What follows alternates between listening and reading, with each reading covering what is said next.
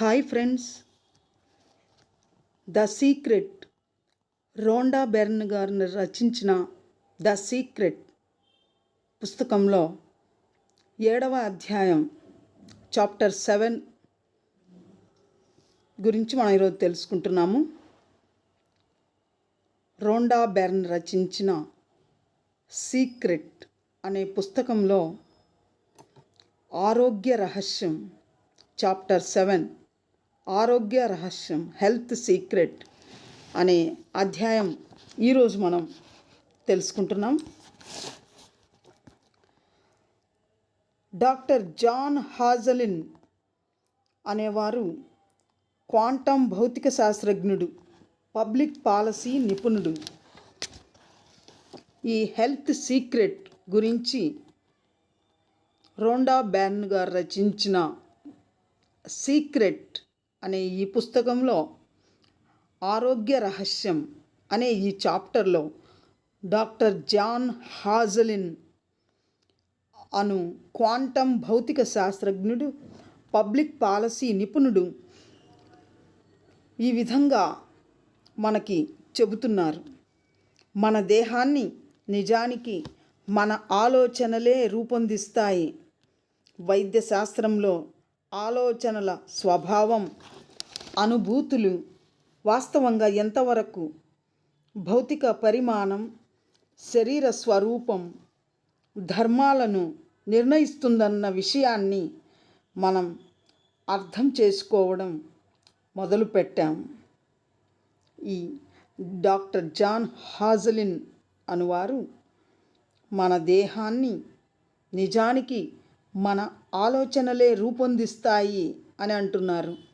వైద్య శాస్త్రంలో ఆలోచనల స్వభావం, అనుభూతులు వాస్తవంగా ఎంతవరకు భౌతిక పరిమాణం, శరీర స్వరూపం, ధర్మాలను నిర్ణయిస్తుందన్న విషయాన్ని మనం అర్థం చేసుకోవడం మొదలుపెట్టాము అని తెలియజేస్తున్నారు. అలాగే డాక్టర్ జాన్ డెమార్టినీ అనువారు అలాగే ఈ ఆరోగ్య రహస్యం హెల్త్ సీక్రెట్ గురించి డాక్టర్ జాన్ డెమార్టినీ ఈ విధంగా చెబుతున్నారు. రోగాలను బాగు చేయడంలో ప్లాసిబో గుణం లేని మందు. ప్లాసిబో అంటే ఔషధ గుణం లేని మందు అని అర్థం. రోగాలను బాగు చేయడంలో ప్లాసిబోకున్న ప్రభావం గురించి మనకు తెలుసు. ప్లాసిబోకి నిజానికి అటువంటి శక్తి లేదు, అంటే ఔషధ గుణం లేదు. అయినా పంచదార మాత్రల దేహంపై అది ఎటువంటి ప్రభావాన్ని చూపలేదు. మీరు రోగితో ఔషధ ప్రయోగం వల్ల కలిగే లాభం కన్నా లేదా దానికన్నా మరింత శక్తివంతంగా అది పనిచేస్తుందని చెప్పి ప్లాసిబోను ఇస్తే అది ఔషధ గుణం ఉన్న మందులాగే అదే ఫలితాన్ని ఇస్తుంది. మీరు రోగితో ఔషధ ప్రయోగం వల్ల కలిగే లాభం కన్నా లేదా దానికన్నా మరింత శక్తివంతంగా ఈ ప్లాసిబో పనిచేస్తుందని చెప్పి ప్లాసిబోను రోగికి ఇస్తే ఒక్కొక్కప్పుడు అది అదే ఫలితాన్ని ఇస్తుంది. ఔషధానికి ఉన్నంత ఫలితం ఈ ప్లాసిబో వల్ల కూడా రోగికి దక్కుతుంది. కాబట్టి దేహాన్ని బాగు చేసే ప్రక్రియలలో మానవుడి మనస్సుకి ఒక్కొక్కప్పుడు ఔషధ ప్రయోగానికి మించిన శక్తి ఉన్నట్లు వారు కనుగొన్నారు. జాన్ డెమార్టినీ దేహాన్ని బాగు చేసే ప్రక్రియలలో మానవుడి మనస్సుకి ఒక్కొక్కప్పుడు ఔషధ ప్రయోగానికి మించిన శక్తి ఉన్నట్లు వారు కనుగొన్నట్లు చెబుతున్నారు.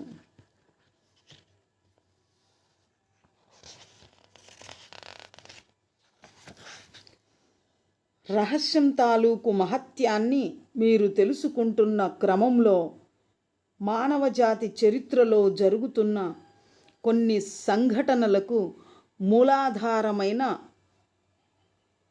వాస్తవాలను మరింత స్పష్టంగా చూడటం మీరు ప్రారంభిస్తారు.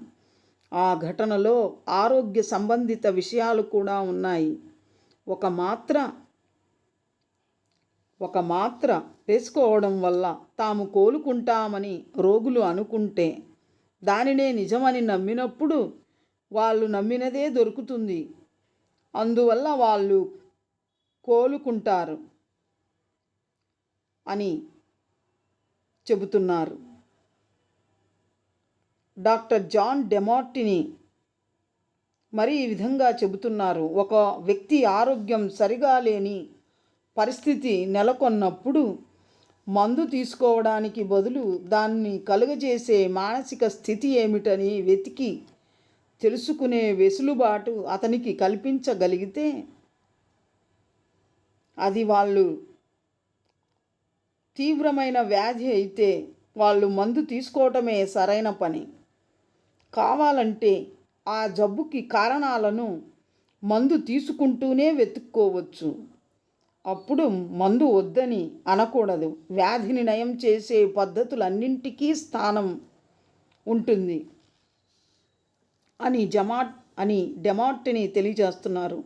మనసు ద్వారా వ్యాధిని నయం చేసుకోవటం అనేది మందుతో కలిసి సమరసంగా పనిచేయొచ్చు.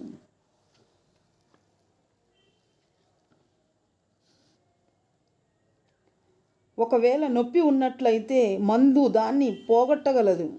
అప్పుడు ఎవరైనా తమ ఆరోగ్యం గురించి మరింత శ్రద్ధ తీసుకోగలుగుతారు.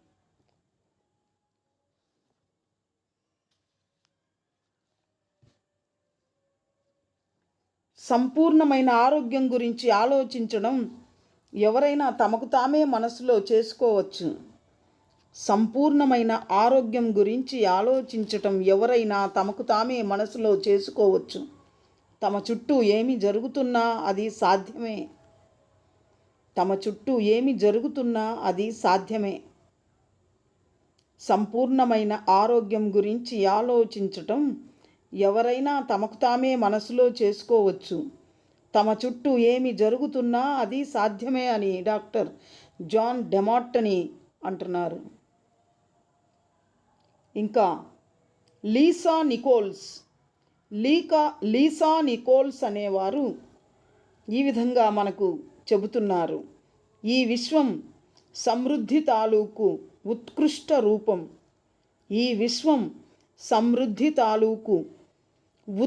రూపం. దాన్ని మీరు అనుభవించేందుకు మానసికంగా సంసిద్ధులైతే మీకు అద్భుతంగా అనిపిస్తుంది. సంతోషం, బ్రహ్మానందం, ఇంకా విశ్వం మీకోసం ఏర్పాటు చేసిన గొప్ప విషయాలన్నీ, మంచి ఆరోగ్యం, మంచి సంపద, మంచి ప్రకృతి అన్నీ అనుభవంలోకి వస్తాయి. కానీ వ్యతిరేకమైన ఆలోచనలతో మిమ్మల్ని మీరు బంధించి ఉంచుకుంటే మీకు అసౌకర్యంగా ఉంటుంది. నొప్పులు ఉన్నట్లు అనిపిస్తుంది. ప్రతిరోజు బాధగా గడుస్తుంది. కాబట్టి మీ మనసు ద్వారానే వ్యాధిని నయం చేసుకోవచ్చు. మనసులో వ్యతిరేకమైన ఆలోచనలు రాకుండా చేసుకోవడం ద్వారా